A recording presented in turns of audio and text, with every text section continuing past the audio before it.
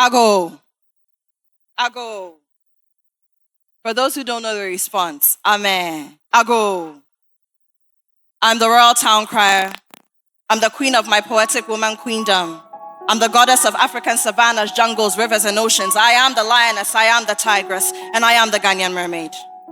I'm the matriarch of modern poetic nations. I am poetry incarnate. And my pen fears no sword, no man, no woman, no beast, no plague. Forget the muse, for I am the muse.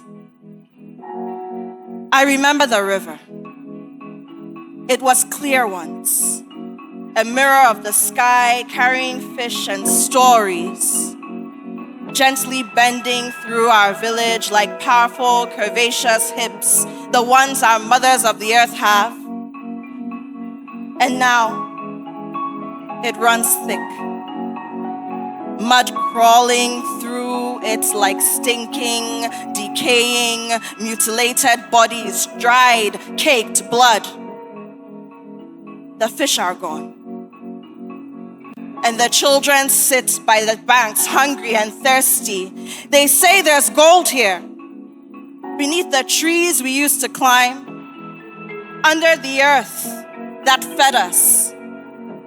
And in their hands, I see the promise of riches that don't belong to us. But what is gold? When the land turns to scars, when the forests fall and the birds flee from the cries of machines.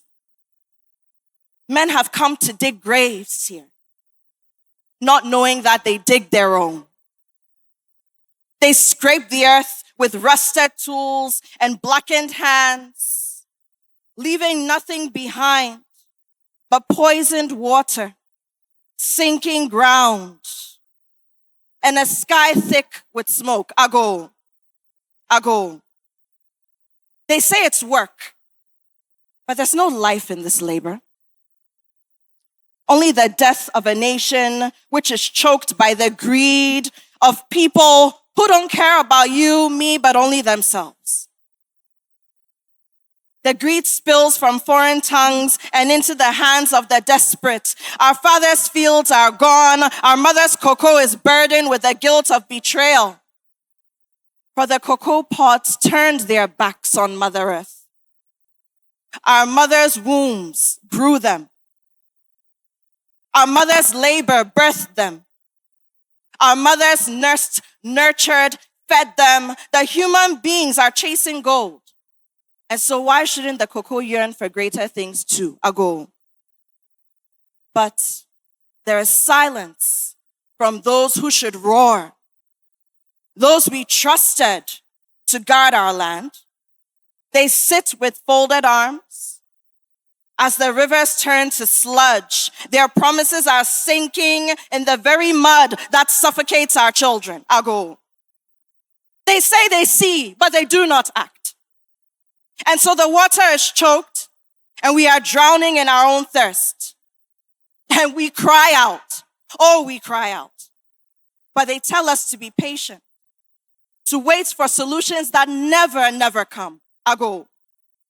The land is bleeding, and still they do nothing. While the vultures circle, fat on the carcasses of our future, your children's futures. Ago. Ago. Our brothers, our neighbors, our prayer partners, they also dig. They have sold their souls for a coin that crumbles through their hands. Where are the leaders? Our rivers are dying. Where are our leaders when our rivers die? Where are the protectors when our land burns? Ago. They sit in their halls, in their seats, which have been decorated with the taxpayers' blood, sweat, and sorrow, while we are left to choke on the dust and promises that we cannot swallow well. The water that once gave us life now drips poison from our taps. Ago. Our mothers' pots are filled. But what do they hold? These women drink from these poison streams, and their bellies swell not with life, but with death. They are impregnated by dangerous chemicals that rape them from within, and they give birth to children with twisted limbs and broken lungs. And we whisper about witchcraft. We speak of curses, afraid to call it by its name and its appellations. Greed, neglect, a nation devouring its own. And still we are told to wait. Wait for justice. Wait for change. While the water grows darker and we are drowning in the silence of the powerful. But we are not silent. No, we are not. We scream. We march. We raise our fists and our voices, but they do not hear us. They block their ears with gold and their eyes with lies. Ago. When we protest, they send their soldiers in cowardice, not to protect us, but to crush us, treating their own people as enemies of the state. Even when we are peaceful, even when our anger is calm as a rising tide, they come out in force, shields and batons, while the rivers run red beneath our feet. This is not what we gained independence for. Ago. This is not what we gained independence for. It is not, is it? It is not. This is not the dream that Nkrumah spoke of, is it? It is not.